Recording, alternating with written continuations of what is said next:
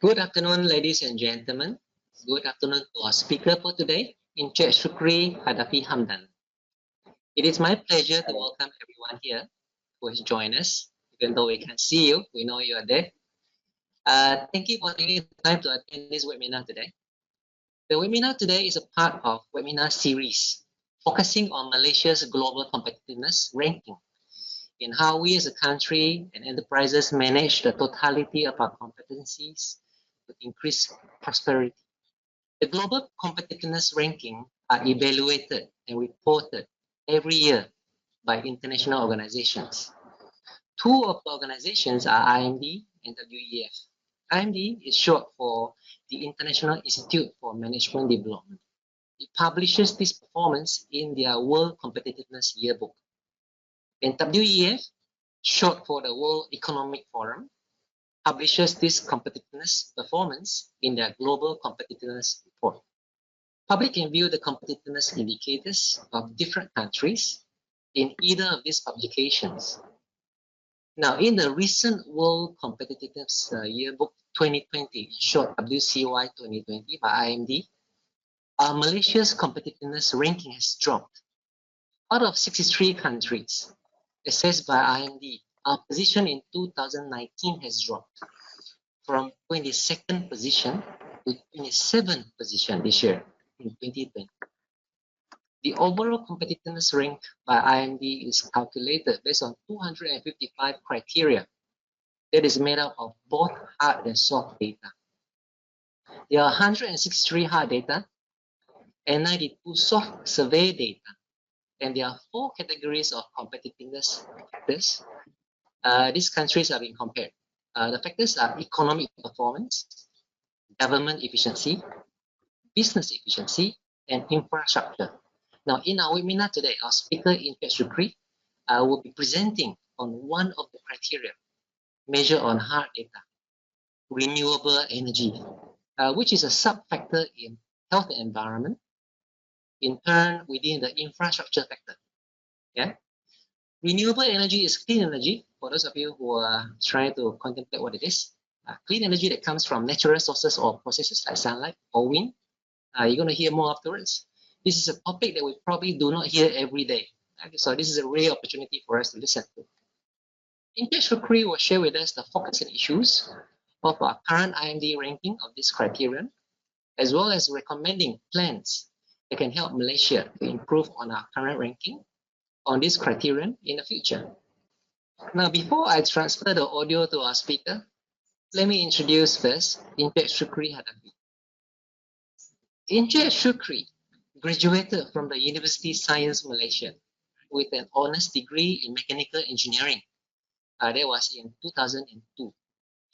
He has a master's in business administration degree from the Westminster International College. Syukri is a former consultant in the Malaysia Productivity Corporation, MPC. After his graduation, before working with UMW, Toyota Motor Sendirian Barat. In UMW Toyota Motor, he was professionally certified and appointed first Kaizen instructor. For audience who is new to this term, Kaizen is a Japanese term meaning change for the better or continuous improvement. People want to call it for short. If it helps you think about the Japanese sensei in teaching techniques in continuous improvement in business processes. That is who Syukri is. This continuous improvement is a major part of the lean management, which Syukri is an expert. Audience may be familiar with the Toyota way, the principles and behavior in Toyota Motor Corporations, how they use it to manage their people and production system. Syukri was responsible in formulating the service standard for Toyota service centers and implementing the Toyota service marketing standards in Malaysia. This was a very significant improvement in customer service standards. Because of his many achievements in UMW Toyota, he had received Toyota Top Awards in 2007 and 2009. After his career in UMW Toyota Motor, Encik Syukri joined DEMC Management Sdn Bhd as a director. Now, in just 5 years, from 2013, he was very instrumental in working with over 50 government agencies and industry players in executing a wide range of productivity and quality improvement initiatives. Now, this led to massive cost savings and productivity enhancements. In 2012, Encik Syukri was conferred the DEMC CEO Leadership Award. A year later, he was conferred the DEMC Top Performer Award. In 2014, he was recognized as a Malaysia Lean Specialist and Malaysia Productivity Specialist. Encik Syukri is now a principal consultant in Gemba Solution, Sdn Bhd. Now, he has over 16 years of extensive experience in driving full spectrum corporate transformation, quality improvement, and change management. He is recognized as an innovative, charismatic, professional expert in using the Toyota way in helping companies enhancing their business operations and performance.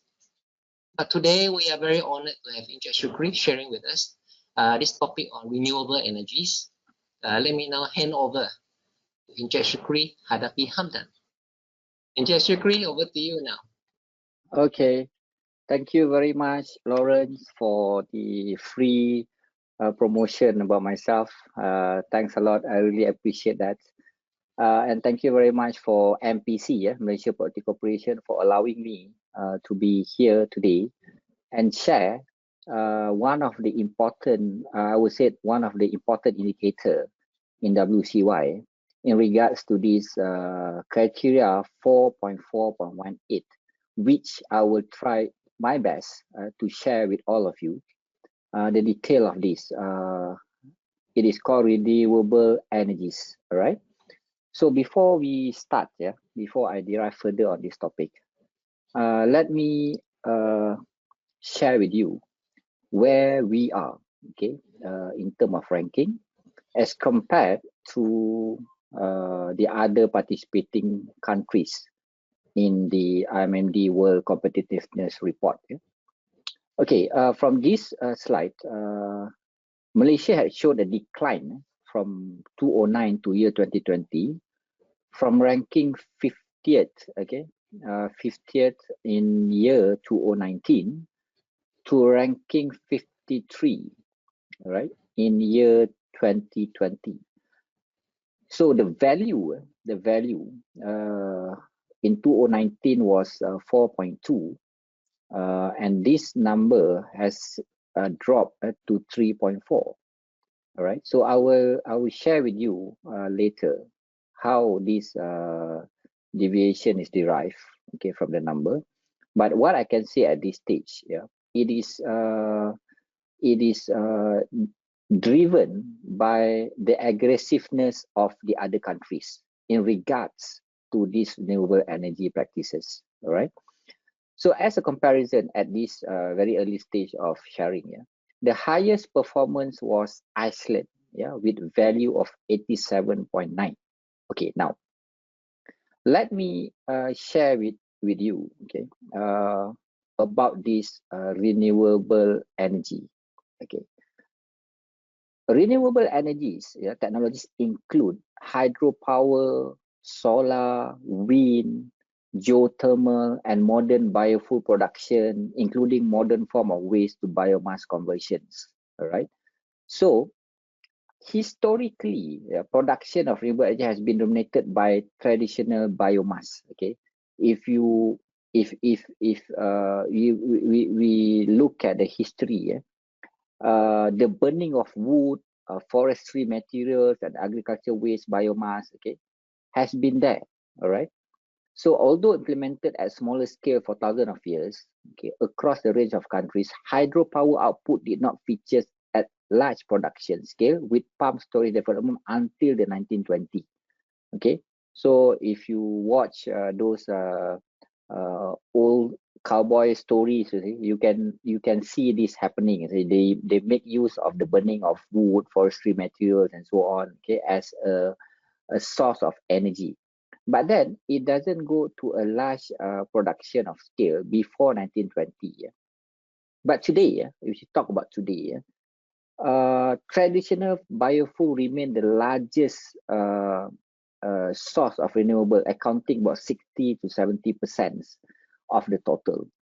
All right. So if you look at the graph here, the blue ones, the blue ones that indicate, in the world, hydropower remains dominant, accounting for appropriately 1/4 of renewable consumptions. All right. So this is a part of the petroleum and so on, right? So hydropower remain as the main provider of renewable energy of the world. All right. So globally, the world produce approximately 5.9 terawatt of hour of modern renewable energies in the world. Okay. So if you compare this, terawatt hour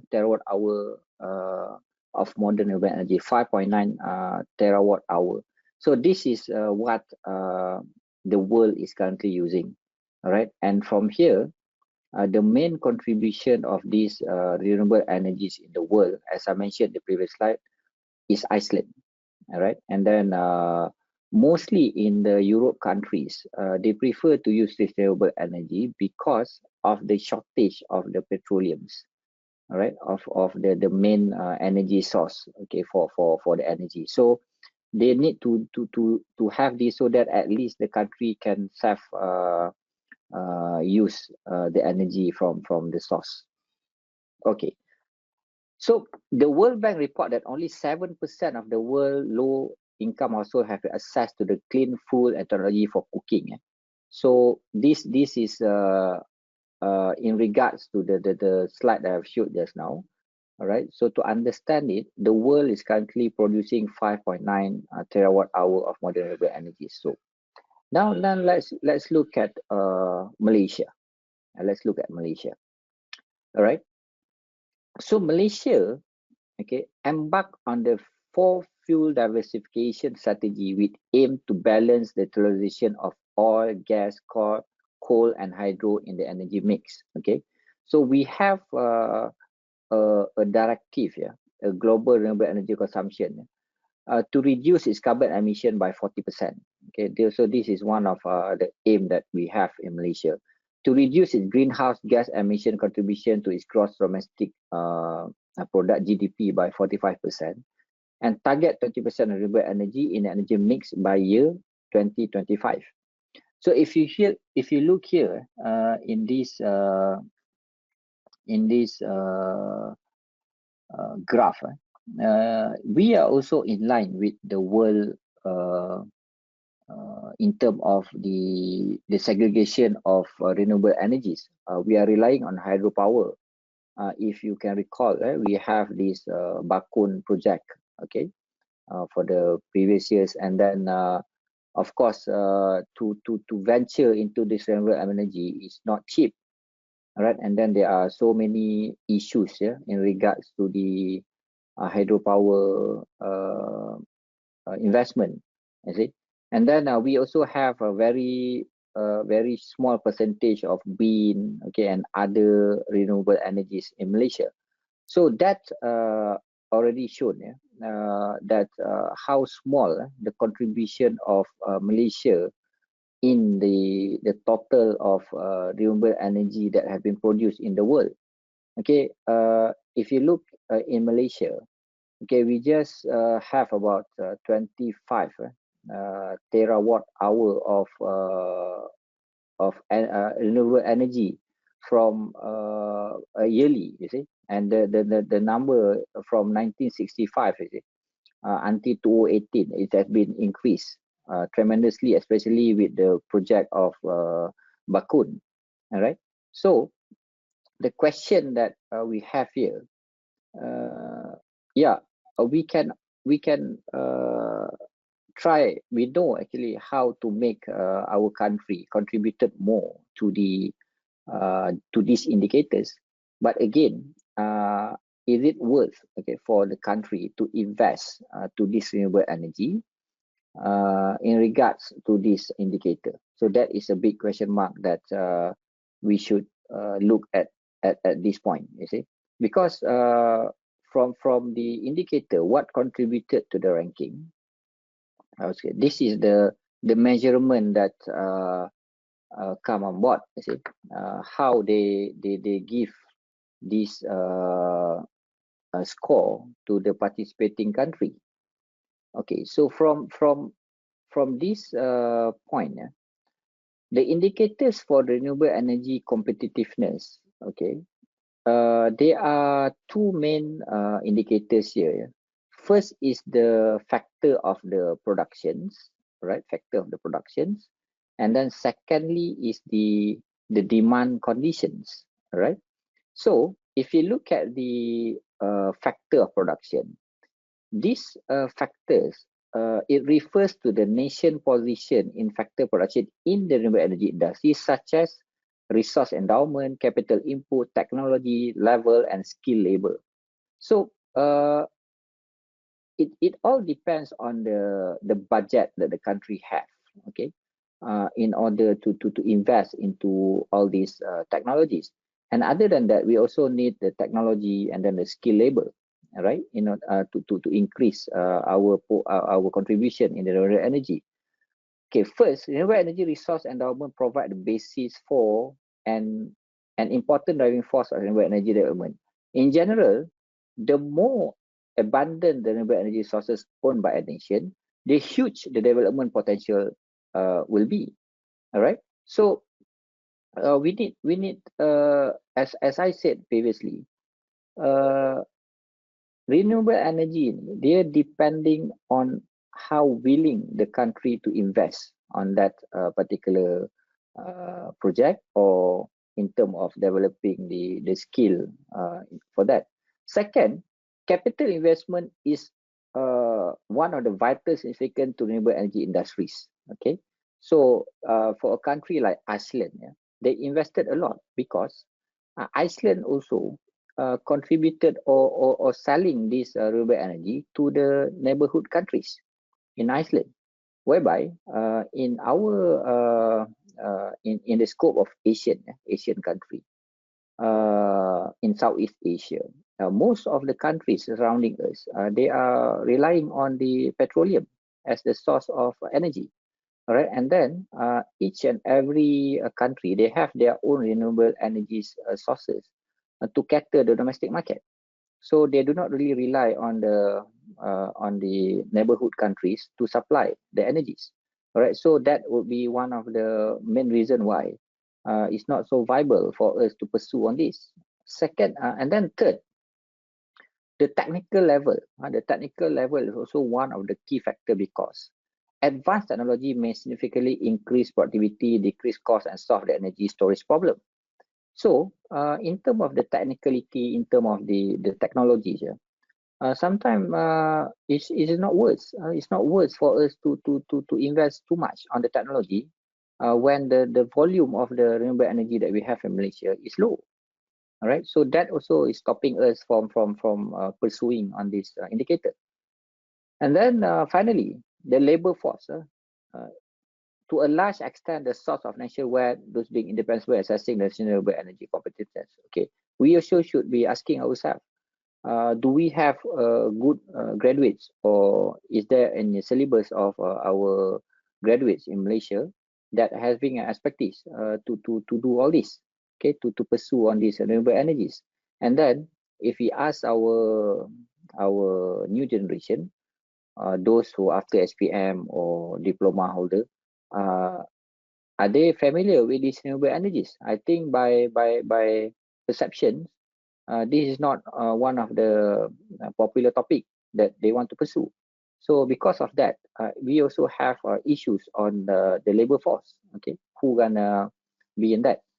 So by looking at this measurement, these are the variables or the score that contributed to the renewable energies in the indicator reports.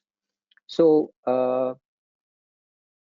I do not have the specific measurement of each that derive to the score of 4.2 and 3.9. But then looking at these indicators, because this is taken from SEDA, okay, the authority that are responsible for this, okay, Sustainable Energy Development Authority. Okay, so this is the body that is responsible to ensure that we are always in the we are there to support renewable energies. All right, but in terms of being competitive to the world, right, I think the limitation, if you go back to this, is because of the 4 factors that I've already mentioned just now. Okay, first is the renewable energy resources itself, and then second is the investment, third is the technical level, and finally it's the labor force. All right, so these are the main indicators that make our score is low and we are not competitive. Yeah, by ranking, we are at 50. Okay, as compared to all the participating countries. So what I'm saying here, there are some indicators that worth for us to pursue. All right, and I would say from my analysis, from my investigation on these indicators, it is very straightforward. In order for us to be at a competitive level, we need to increase our contribution of the renewable energy in terms of the terawatt hour to the global.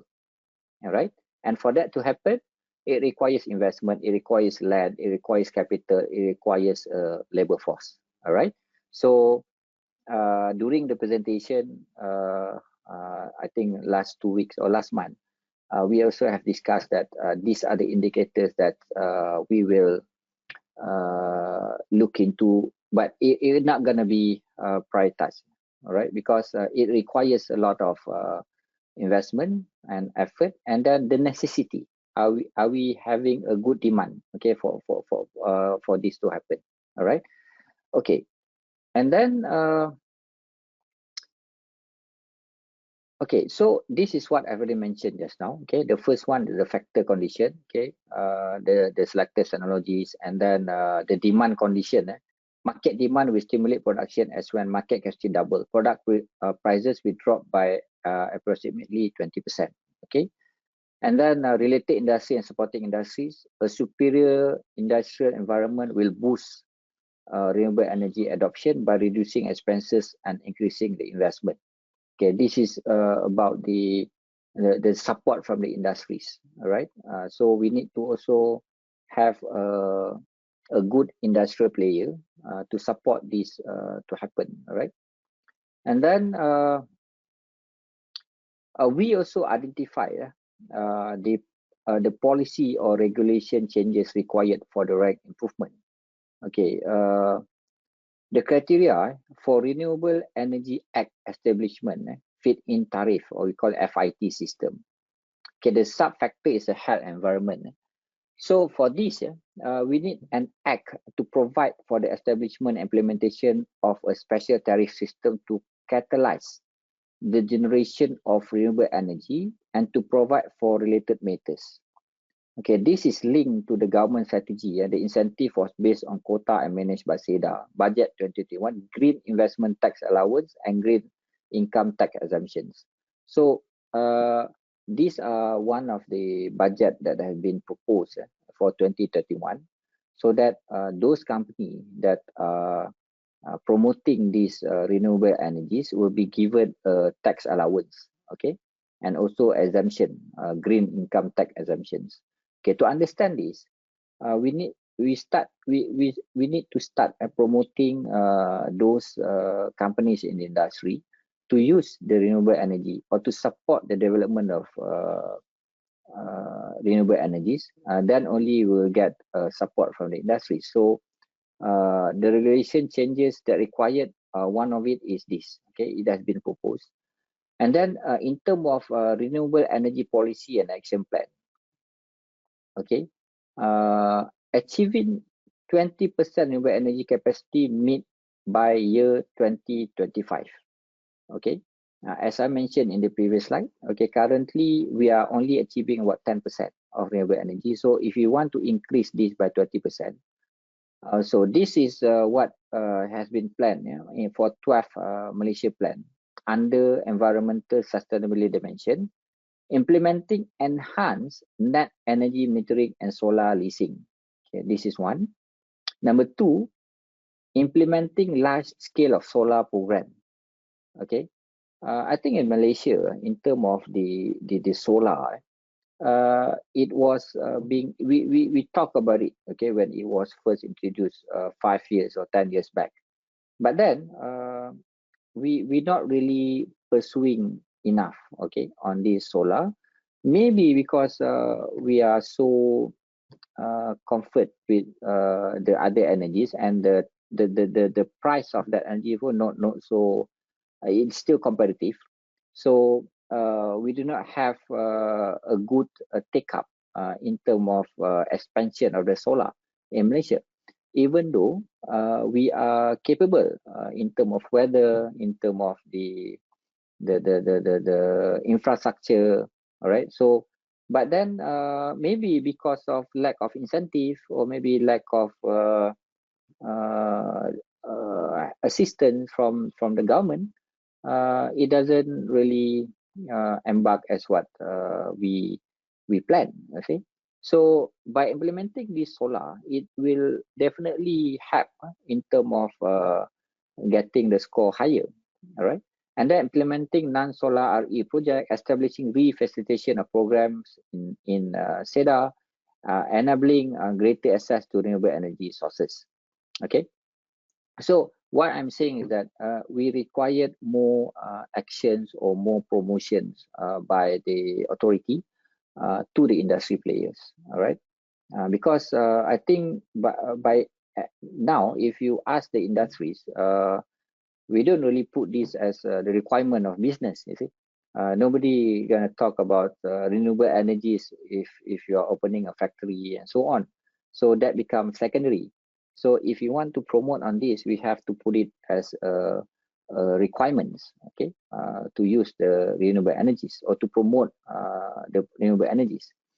And then the green technology financing scheme, okay, finance scheme offered to investors, okay, supported by the government by offering 2% per annum interest profit rate subsidy for the first 7 years, and 60% government guaranteed of green component cost to financial institution. So for budget 2021, they are proposing a green investment tax allowance and also green income tax exemption. So these are all the regulation or the changes that I think, or we think, required, right, to be changed, for next year. Of course, even with all this action taken, it won't really help to make Malaysia top 10 in these indicators. Maybe we can be competitive with the Southeast Asia in regards to the competitive, the ranking of competitiveness of Malaysia as a whole. But then it won't really this action, even though after we change, it won't give a tremendous change in terms of ranking. That's what I foresee, because again, if we want to have a good ranking, we need to put this as a main priority. I mean, we need to have a demand, and we need to really put a big budget, okay, to invest more on these renewable energies. Okay. Now, I also list down the recommendations that we can do. So at least we are at par, and then we are competitive for these indicators. Okay, for the government to reach the renewable energies capacity penetration target, okay, we must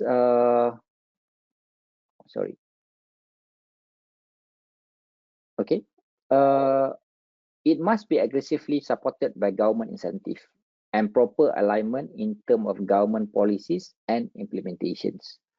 Okay, firstly, let's look into the policy.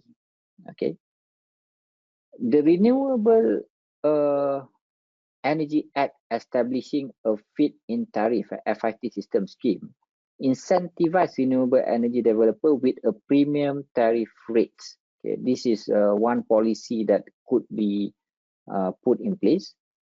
It has been revised to have more attractive rates. With this new mechanism, customer with rooftop solar will enjoy better electric savings and eventually increase use of renewable energies. So we need to create some sort of policy so that those who are really using this solar or the renewable energy sources will be incentivized by the government. Okay, so this is one of the main things that we have to embark so that the renewable energies will become a talk to the industry. And then number two, in terms of technology, okay, in the future for conventional generations, Malaysia will be still depending on coal and natural gas generation. But with a higher penetration of renewable energy, the conventional plants will potentially be challenging role from base load to standby generation sources as renewable energy penetration increases in the system. So I think it is a thought. I mean, everyone's aware about this. We can't be relying on this coal and natural gas forever. Yeah, because it will depreciate. Okay, and one day maybe we can't be relying on it.